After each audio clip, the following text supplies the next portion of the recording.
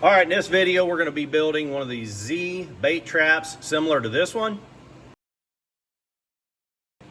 So I got that picture from a video that I found online. Guy gives a little bit of dimensions on his trap. They're all about the same, but I thought that was a really good picture to illustrate what we're doing here. So this is an overhead view of the trap that I want to build. Now, before we start on this, before you do anything, check your state regulations for bait trapping. Different states have wildly different regulations on what you can trap and what kind of trap you can use. So like in my state, on public waters, I can't even trap bluegill. I don't think I can even trap catfish. I can't trap bluegill, bullheads. I can trap minnows and shiners and suckers. So check your state. You might not, if you've got nothing but public water access, you might not want to even build one of these. So the material that we're going to use to build the trap out of is, I have some 48-inch wide, half-inch size hardware cloth. So how we're going to break this down is it's going to be 24-inch by 24-inch. So the sidewalls are going to be about a foot tall, but the breaks in it, so because it's 48-inch wide stuff, the amount of overall sidewall you need to build it makes it that if you cut 3 sections of 48-inch wide by a foot tall sidewall, you can get all your sidewalls out of 3 pieces of that 48-inch. And again, because it's 48-inch material over there on the roll, if we cut 24 inches by 24 inches for a top and a bottom, we need overall total, we should need 5 feet of length by 48-inch wide, should be able to make a bait trap out of. So you can see these are the dimensions that we're using. It's going to be 6 inches to the angle here. Then this sidewall, this interior sidewall, is 14 inches, and I want the opening to be about 10. So I did, a lot of you guys, if you're young guys and you think, man, I'm never going to use, any of this shit I'm learning in school, pay attention. You will use algebra for the rest of your life when you're doing projects like this. So we know that the Pythagorean theorem is a squared plus b squared equals c squared. That's how I got that 17.2. So 10 squared is 100. 14 squared is 196. A squared plus b squared equals 296. The square root of 296 is 17.2. So pay attention in algebra class, you young guys. So we are going to break this. We're going to make this end wall will be one 48-inch section. It ends up being about 45 and something, 45 and some change. So we're going to make this end wall. It's going to be 6 inches. There's going to be a 90-degree bend. Then we're going to come up this 14, make another, about a 45 or whatever that ends up being. Then we're going to come down here, make whatever that bend is, and then the end of the piece is going to break on this corner. We're going to do, these are going to be identical walls here. Then these walls are going to be identical. So we just need flat 24-inch length by that 11.5 or 12-inch tall. So we can get 2 walls out of one 48-inch section, and we can get 1 wall each out of a 48-inch section. So again, 5 feet by 48 inches should do it. To join everything together, I'm going to use, they either call them cage clips or J clips. These are a lot slower to use than hog ring pliers. If you have a set of automatic hog ring pliers, they come in strips like a staple gun sort of, and you can ka-chunk, ka-chunk, ka-chunk, as fast as you can squeeze your hand, you can put hog rings on. Hog rings allow a little more flexibility on the joints than I like. So I'm going to use these. They take longer to use. You need a special set of pliers. These are cage clip pliers. I like these. You can use hog rings would be my second choice if it were automatic hog ring pliers. My third choice would be zip ties. Zip ties break down under UV radiation, which is what the sun puts out. Some brands of zip tie are really bad. And I only want to build one of these traps one time in my life, and I don't want to have to build another one. So I'm building this one to last. I get it's only hardware cloth, but I want it to last. So I'm going to build it out of these J clips. using these pliers, how we're gonna cut this stuff. This wire is easy to cut with a variety of tools. You can use side cutters, you can use tin snips, but my preferred method to cut any kind of fence or hardware cloth, stuff like that, when I'm building cages, if I'm using welded wire, stuff like that, an angle grinder. It makes the every cut that you make on this metal material leaves a burr. And if you're using side cutters, you're going to leave a lot of burrs. If you're using tin snips, you even leave a larger burr. When you use these angle grinders, when you're cutting with the angle grinder, if you hold the angle just so as you're going along the wire that you're cutting next to, you actually grind off all the burrs and it makes a nice smooth edge. This is not going to be quite as important with this trap. The door, it will matter a little bit if you got to reach in the door. If you've got a bunch of little burrs around the edge of the door, you'll cut your arm up. I don't expect to have to reach into this trap much, but so we're going to use this. It keeps the burrs down. It's a lot faster way to cut a lot more material too. So we're going to have to make feet and feet and feet of cuts here. And if you're going to do it by hand, it's going to take a long time and it's going to wear your forearms out. Take my word for it. I've built a lot of cages and stuff in my life. Angle grinder is a really good tool for this sort of stuff. So I'm going to go ahead. I'm going to unroll my roll. I'm going to cut a 2-foot section by 48, and then I'm going to cut that in half. That'll be my top and bottom. And then I'm going to cut 3 lengths of it at about 1 foot tall, and those will be our sidewalls.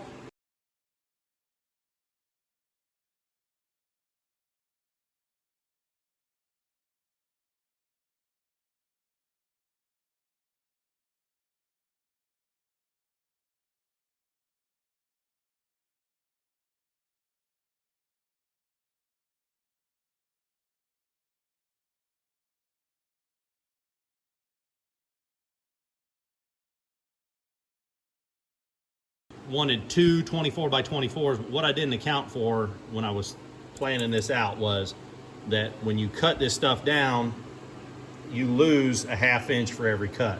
So anyhow, I got my top and bottom cut. I got my 2 long sides and 2 short sides cut, and I just did the math. You see all these little pieces laying around here? Every one of them is a little piece of wire. So I seen a video where Luke from Catfish and Carp did this in his house. This would be a terrible idea to do in the house. As a matter of fact, he was barefooted when he did it, and he had his little kids walking around.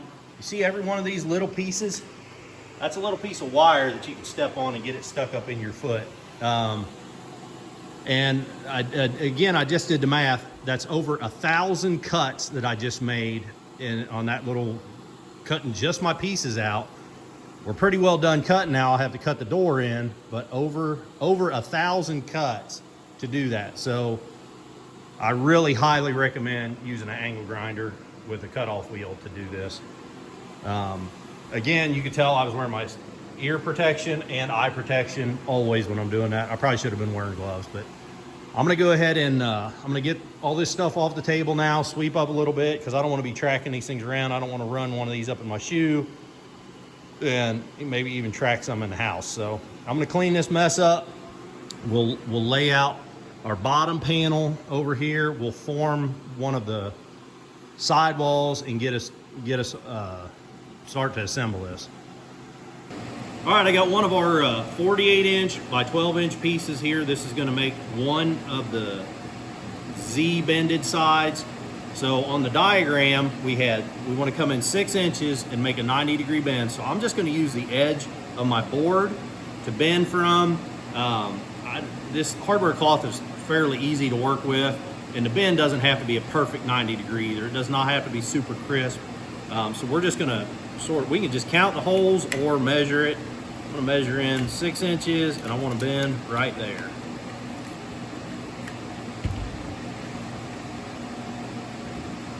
Hopefully you guys can see me. Probably can't, but I'm just holding my hand on top of the table, pushing down, pushing in, and there is a pretty reasonable 90-degree bend. So then we want to go in Let me reference the diagram again. About 14 inches and make a sharp bend.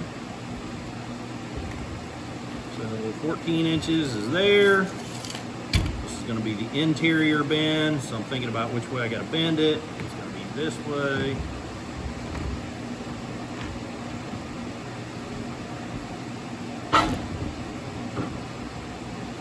And again, according to the diagram, we only need like 45.2 inches of material. I'm not going to cut this down until I get all my bends made, because there's going to be a little slop in everything. We may end up needing all 48 inches. So that's that sharp bend that we need. Let's see, did I just do that the wrong way? No, that's right. Then we need to go about 17 inches. According to my math, 17.2 inches. So about 17 and a quarter, we'll call it 17 and a half, just for the ease of bending.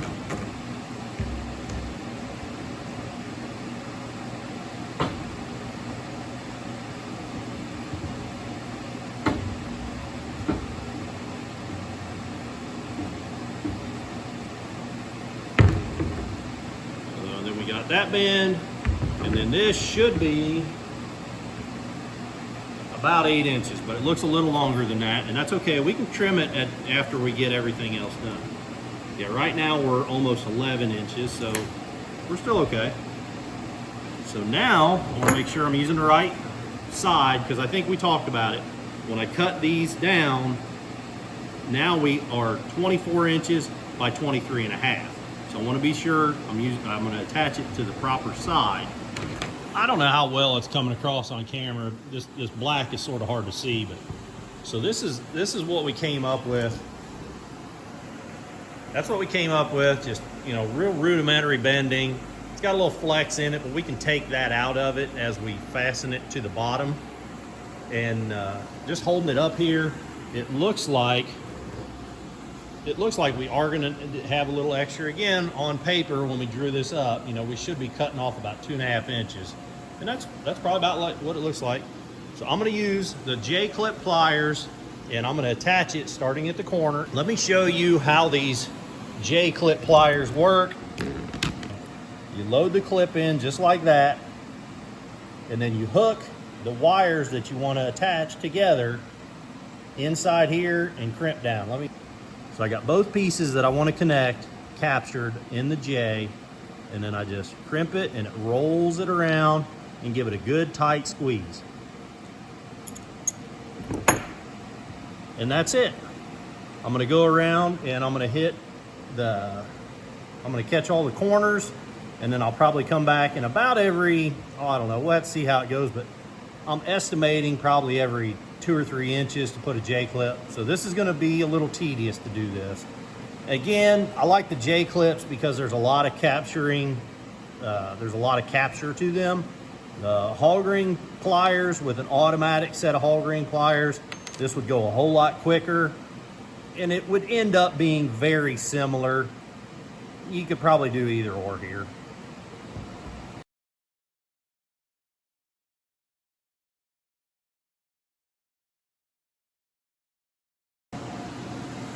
Okay, so you can see we've got this side attached, and what I haven't done yet is cut the openings. So to keep me legal, in my state, you're allowed on a minnow trap. Now, they don't talk about fish traps in this configuration so much, but the rules that I just looked up was 2-inch diameter. So I'm gonna go with a 2x2 hole. That's the maximum I can do on public. Of course, in a private pond, I can make the hole as big as I want. But I want to do it in the crack. You can picture the fish is going to swim up here, and they're going to go in, you know, they're going to follow this wall. So I want to do it right in the crack.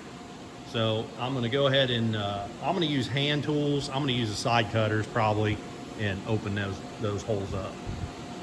All right, so I went ahead and cut 4 holes, entry holes. 4 holes in one side might be overkill. I guess there's only one way to find out. I think a lot of guys do 2 holes.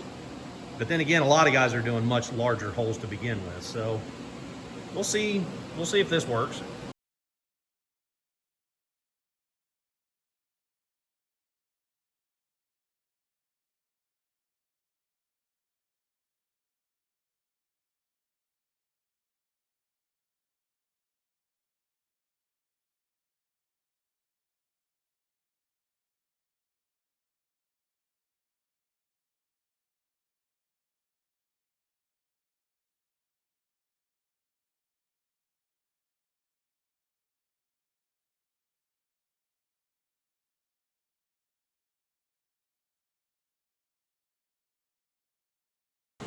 So now we got the two sort of hard sides done. I went ahead and cut the entry holes in that second side as well before I get, you know, any more panels put on where I can't access the inside as easy. So I got all my holes cut, all my bends made. I think before I put any sides on, I'm gonna go ahead and flip it over, and we'll put the top or bottom, whichever side this ends up being, we'll put that on next.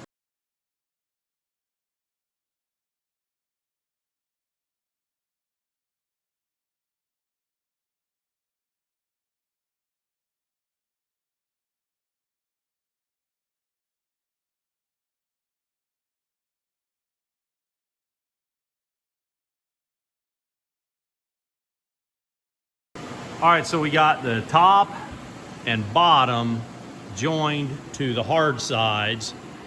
I cut 2" by 2" holes for the bait fish to get in.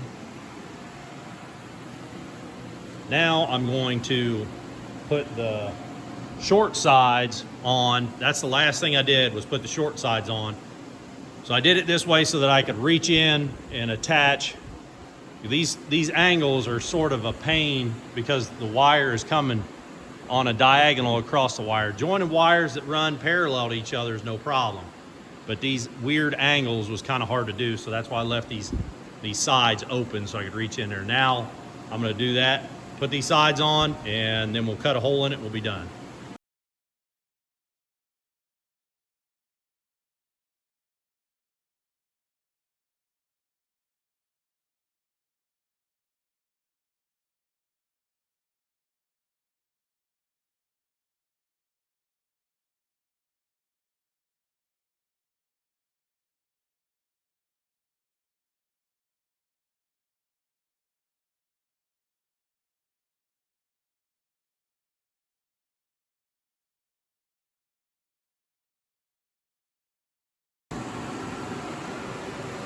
Well, that's pretty much it. Now we need to cut a door in it so that we can get our bait out that we will hopefully catch.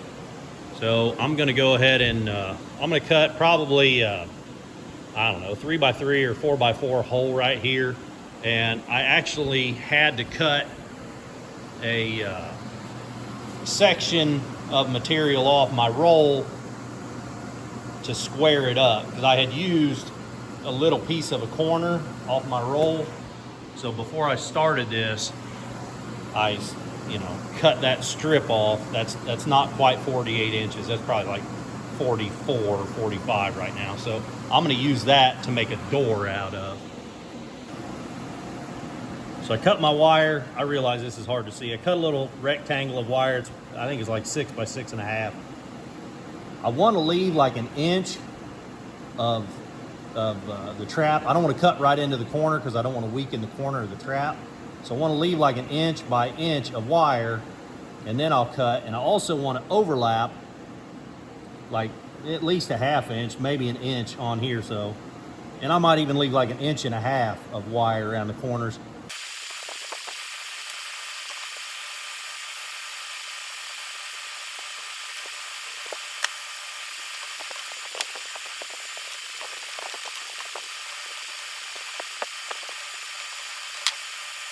So there's my hole for my, so I can empty it out, and it's 4 by about 4.5. And I've got 1 inch of overlap all the way around. I'm gonna hinge this thing on this edge because I'm gonna hold the trap up and dump it so it'll be 90 degrees. It'll actually be like this orientation. So I want that flap to lay open when I'm messing with it. Can you guys see that? So I want to hinge it on this side so that the flap lays open and it's not in the way as I'm dumping fish out.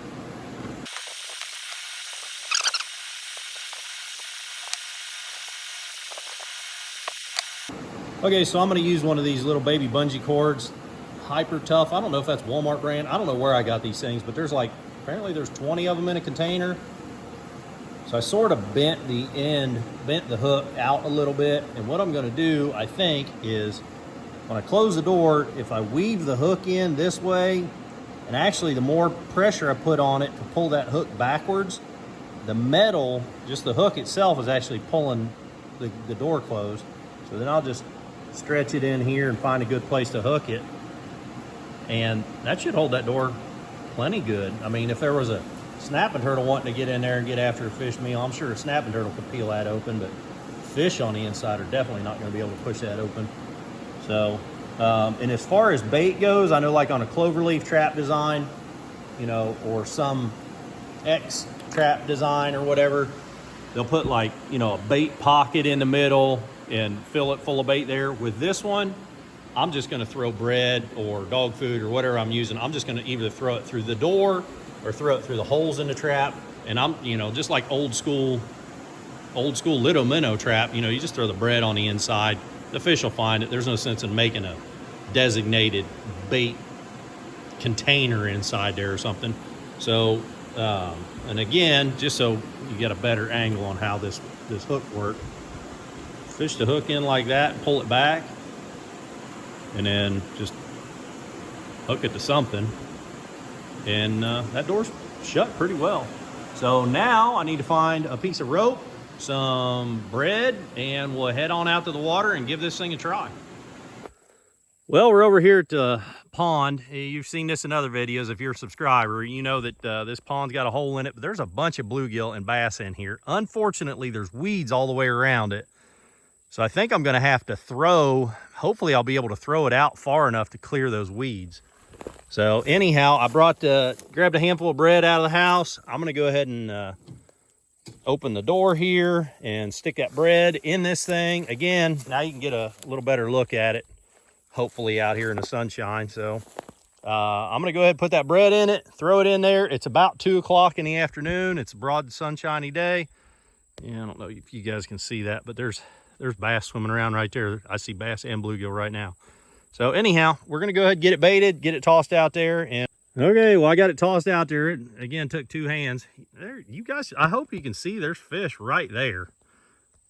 It just cleared the edge of the weeds. It might be kind of laying on the weeds, but we'll see.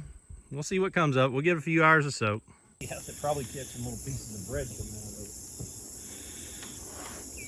See? Stuck in the weeds. So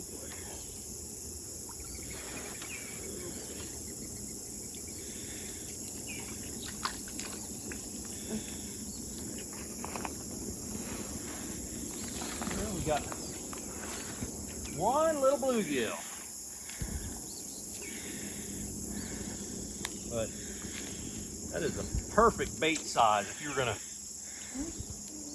fishing for flatheads or something. I mean, that's a 5-inch long bluegill. That's perfect.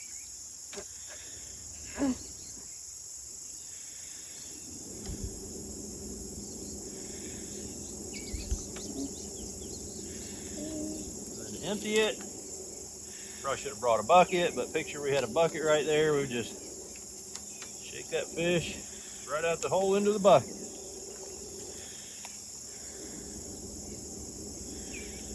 Perfect bait size.